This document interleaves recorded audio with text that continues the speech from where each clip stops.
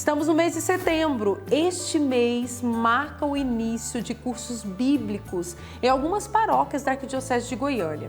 Estes cursos são uma oportunidade de introdução à Sagrada Escritura, ministrados pelo professor Narcélio Ferreira de Lima, atualmente doutorando em Ciências da Religião pela PUC Goiás. E hoje ele está aqui com a gente para partilhar sobre como esses cursos funcionam. Narcélio, seja muito bem-vindo, obrigada por atender o nosso pedido e vir aqui falar para a gente da Palavra de Deus. Eu que agradeço, Caís. É sempre uma grande alegria falar da Palavra de Deus e compartilhar um pouco daquilo que a gente sabe, né? E falar para muita gente ainda é uma responsabilidade ainda maior. Isso mesmo. Ô Narcélio, você é goiano? Fala um pouquinho para o pessoal aí conhecer você. Então, Narcélio é de Fortaleza, mas minha família é de paraibanos, né? Que inclusive nos acompanham, né? E fiz parte de um instituto, de uma congregação religiosa, né? O Instituto Nova Jerusalém, em Fortaleza, que tem como carisma um amor todo especial pela Palavra de Deus. Então, a gente costuma dizer, brincar que a gente dormia e acordava lendo a Bíblia, né? Então, os religiosos, religiosas e leigos do instituto faziam esse voto de Bíblia, né? E é interessante que curso bíblico, estudo da Palavra de Deus, a gente... O tempo termina dali do curso, do dia, parece que a gente quer ficar mais, porque é curioso saber das palavras que hoje modificam o significado ou têm um significado diferente para a gente. Enfim, tudo isso. Mas eu quero que o senhor comece falando, antes da gente falar sobre isso, da importância, quanto é importante as comunidades hoje oferecerem cursos bíblicos para os seus fiéis. Exatamente. Quando a gente fala de Bíblia, nós estamos falando da principal fonte que nós temos da revelação. São Gregório Magno dizia que a Bíblia é a carta de amor de nosso Pai. E muitas vezes nós deixamos fechada no envelope. Então nós não podemos fazer isso porque ela tem um valor espiritual. Além de ser palavra de Deus, é também palavra humana, a expressão humana. Na Bíblia tem mais sentenças de Deus do que expressões humanas, né?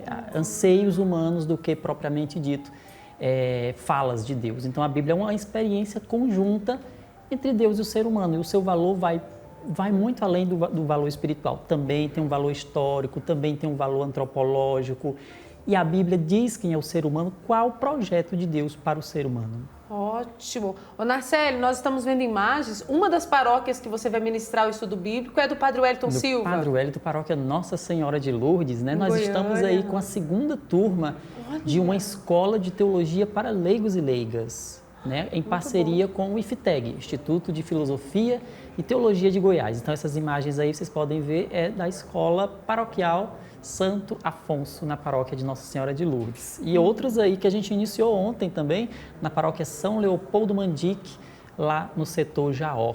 E essa iniciativa, ela acontece da Arquidiocese, em unidade com as paróquias, tudo? Ou a iniciativa foi sua de oferecer lá para os padres essa proposta? Como que foi que aconteceu? Bom, Narcélio não tinha objetivo de residir em Goiânia, né? Uhum. E depois de um mestrado na PUC Goiás, nós emendamos com doutorado, porque o goiano tem no pequi, eu não sei o que é que ele põe no pequi, né? Ou na pamonha, que prende a gente, Narcélio? É isso mesmo. Então, em parceria, né, com o IFTEG, com a PUC Goiás, a gente vai fazendo esse linkamento, porque a Palavra de Deus também nos faz grandes amigos, grandes amizades.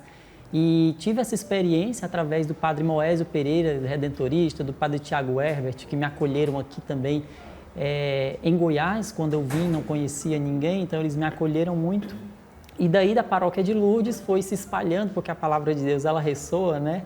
E foi se espalhando, então, as paróquias e outras comunidades, né? Inclusive na paróquia Santa Rosa de Lima, aqui em Aparecida de Goiânia, nós teremos aí nas sextas-feiras também encontros a partir da proposta do mês da Bíblia desse ano da CNBB, que é estudar o livro da Carta de Paulo aos Efésios. Ótimo. Ô Narcélio, aí para as pessoas que estão acompanhando a nossa conversa, conhecerem você ainda melhor, o Narcélio, além de ser um estudioso da Palavra de Deus, também é um homem de fé?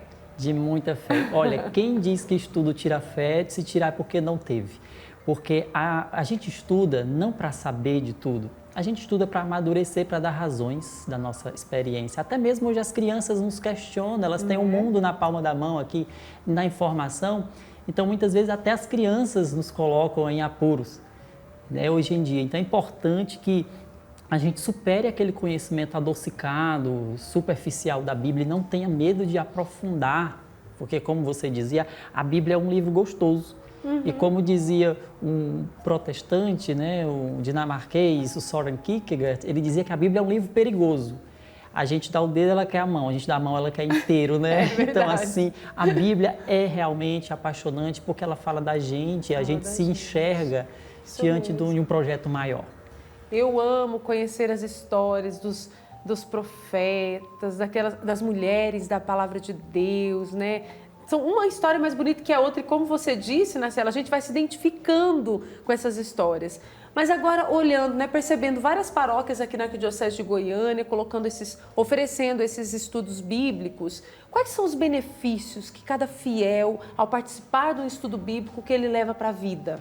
Dom João Justino, né, profeticamente, percebeu essa necessidade aqui na Arquidiocese de Goiânia de nós sistematizarmos esse trabalho com a Bíblia. Então, foi organizado a Comissão de Animação Bíblica da Pastoral. Então, essas iniciativas e outras, elas reforçam que a palavra de Deus não é uma coisa que está no passado, é uma coisa que realmente fala, que alimenta, é uma coisa que realmente dá sentido ao nosso fazer, ao nosso rezar, ao nosso sentir, né, a nossa experiência com Deus. Então, essas experiências que a gente foi tendo aqui em Goiânia, a gente quer que se espalhe para o Brasil inteiro, porque a palavra de Deus não é uma coisa que só os protestantes devem estudar, né?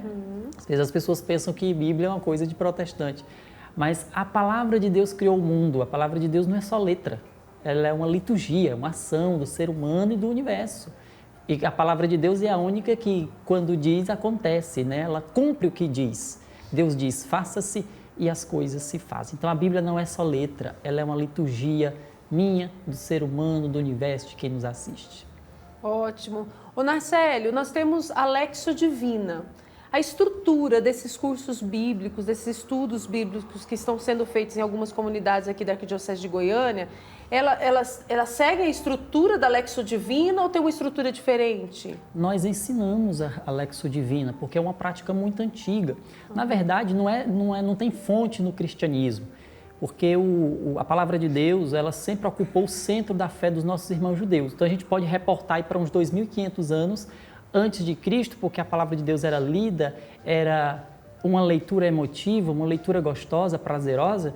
Já na Praça de Jerusalém, Esdras vai falar lá, Neemias vai repetir isso, Samuel repete, pede para a gente ler atentamente e fazer uma leitura prazerosa. Então, enquanto estrutura daqueles 4 degraus que nós conhecemos, que são os mais importantes, eles foram sistematizados por um monge lá do século XII, chamado Guido, ou Guigo, né? Ele criou, sistematizou essa leitura, esse contato gostoso com a Bíblia. Quais são os 4 passos? A leitura, né, que tem que ser feita com atenção, a leitura cuidadosa, atenciosa, cada palavra, cada verbo, cada expressão.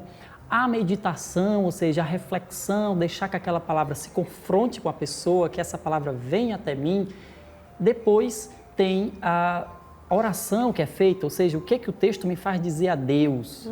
A Bíblia também é fonte de espiritualidade, conforme diz a Igreja no documento Dei Verbum, né, número 21, é um documento que tratou da revelação divina. E, por fim, a contemplação, que é deixar Deus fazer, é adorar a Deus, é se tornar objeto da atenção divina, né? E quando você se coloca ali, como dizia Santa Teresa, deixar o amado olhar para você e você olhar para ele. Eu acho que essa oração mais bonita é você não dizer nada e ouvir a Deus. Mas colocar ali o coração sincero diante de Deus, não é? Isso que importa. Isso que importa. E então, aqui a Arquidiocese de Goiânia, inclusive, realmente a gente tem essa experiência bonita de, na Quaresma especialmente, todas as paróquias, foranias, têm essa experiência de fazer Lexio Divina. Isso é muito bonito. E esses estudos bíblicos que você está ministrando, né, para esses leigos, serve com certeza para compreender a palavra de Deus de uma forma mais profunda. Exato. Um dos objetivos é esse. Um dos objetivos é esse, porque muitas vezes na igreja a gente escuta assim,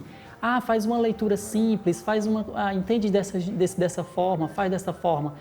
E eu acredito que essa maneira hoje, para a nossa realidade, que estamos na era da velocidade da informação, ou da informação falsa, infelizmente, das fake news, é muito importante um conhecimento mais criterioso, mais saboroso e profético, para não ficar só no estudo, porque São Paulo vai falar que a letra mata, né? O conhecimento humano, ele incha, mas é o espírito que dá vida. Então é importante que a gente não se prenda àquela teoria, mas também que a gente possa fazer um estudo no ambiente de oração, é isso que a teologia do Papa Francisco nos ensina, fazer teologia de joelhos e fazer experiência com o povo também, porque não adianta ser um teólogo de escrivaninha, ficar aqui refletindo sobre o sexo dos anjos e você ver o mundo passando por tanta necessidade e não deixar ser iluminado, né, pela palavra de Deus.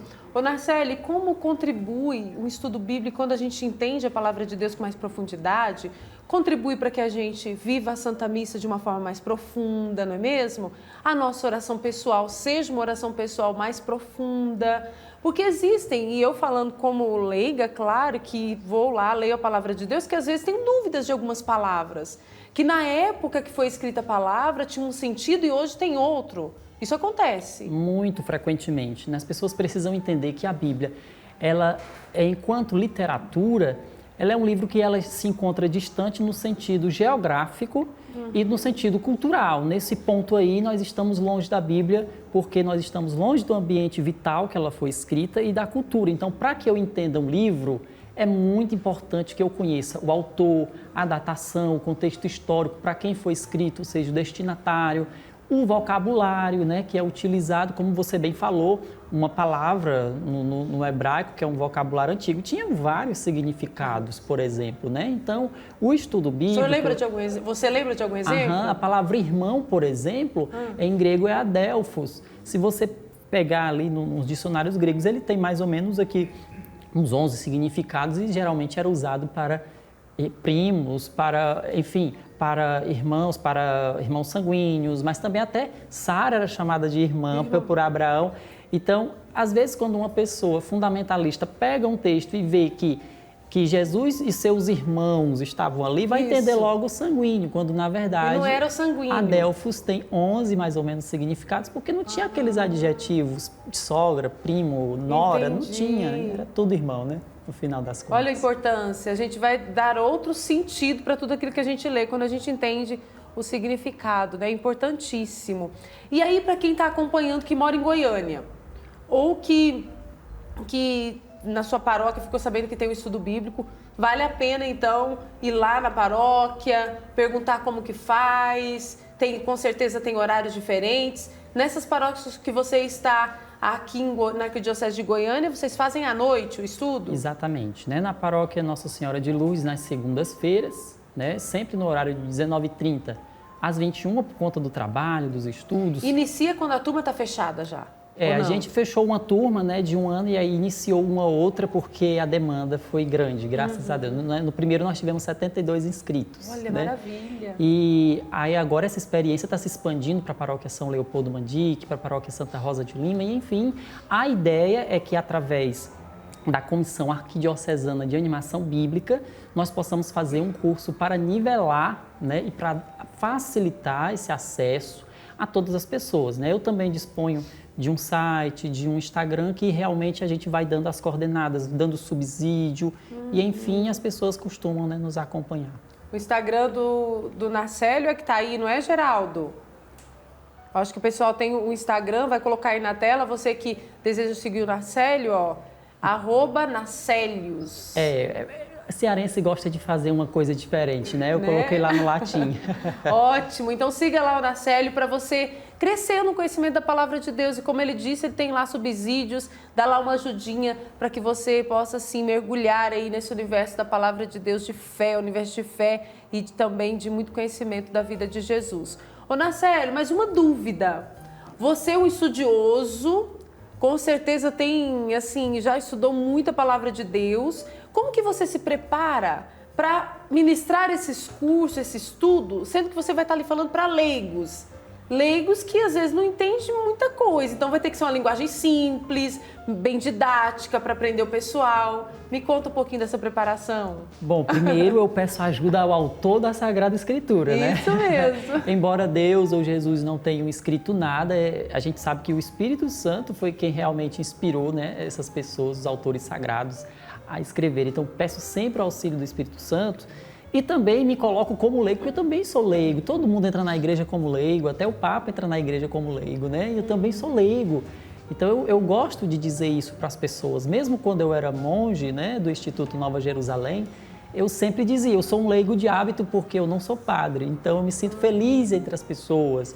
E também por ter trabalhado muito tempo, desde os meus 10 anos de idade, como voluntário, né, no projeto educacional. Então, a gente, querendo ou não, a gente se adapta, a gente sabe se adaptar. E outra coisa, a pastoral é muito importante para a gente, estar em contato com as pessoas, ir na casa das pessoas, ouvir as pessoas. Isso nos dá uma sensibilidade especial. Então, eu sempre procuro nivelar o público quando é um alunado mais diversificado. Por exemplo, na paróquia de Lourdes, eu fui pegar as fichas, tinha muita gente, 70% das pessoas com formação superior. Então, eu tenho que nivelar mais ou menos, mas eu consigo com auxílio do autor da Sagrada Escritura. Deus vai conduzindo, né? E ele vai conduzindo sim. Então, não é difícil, não é complicado. E no estudo eles podem fazer perguntas no momento. Exato, eles né? interagem e também através das atividades que a gente vai passando. Muito legal. Eu tenho um site, rapadurateologica.com, porque lá eu legal. coloco os subsídios, toda a formação bíblica, Kaisa, porque eu acho que toda a formação que eu tive acadêmica foi a igreja que me deu. Então, eu sempre procuro retribuir a igreja e as pessoas por aquilo que eu recebi. Hoje eu não sou mais religioso consagrado, mas eu tenho uma gratidão muito grande, né? Então, eu acho que a teologia, tanto feita por seminaristas, por religiosos, não deve ser um trampolim para a ordenação, deve ser um serviço ao povo. Isso mesmo. Então, eu sempre pensei que aquilo que eu estudava não poderia ficar engavetado. Muita gente precisa daquilo, né? E aí foi dando certo. Eu criei o Instagram, depois as redes sociais, depois eu vi a necessidade de criar um site onde a gente coloca toda aquela formação que a gente recebe ali à disposição. Rapadura é doce, mas não é mole, né? Que cearense sabe disso, teológica.com. Exatamente. Então, a intenção é essa, é fazer com que o povo tenha acesso a esse conhecimento, essa riqueza que a igreja tem, compartilhar o conhecimento, mas de uma forma leve, de uma forma simples. Eu acho que a ciência, a academia, ela precisa, como o Albert Einstein dizia, se você não consegue explicar o que você estuda na academia para a sua avó, então você não entendeu nada. Isso então, mesmo. A intenção é realmente tornar a palavra de Deus mais acessível, mais lida e mais amada. Muito bom. Que Deus abençoe muito a sua caminhada aí. Que você estude mais e mais para estar trazendo todo esse conhecimento para a gente, que coisa tá boa. bom? Vou me despedir de você, Narcélio. A Morgana disse assim para mim, ó, Caísa, você vai gostar muito de conversar com o Narcélio, que ele é ótimo, é especial e realmente gostei. Quero você boa. de volta aqui depois para partilhar com a gente a palavra de Deus, esse tá bom, povo Narcélio? devoto, esse povo querido, mando aqui um abraço, muita gente do Ceará, muitos devotos do Ceará, do Rio Grande do Norte, de Mossoró, que mandaram um abraço para você. E de Fortaleza e João Pessoa, muita gente acompanhando a gente. Ótimo, um abração para esse povo querido, que Deus abençoe muito.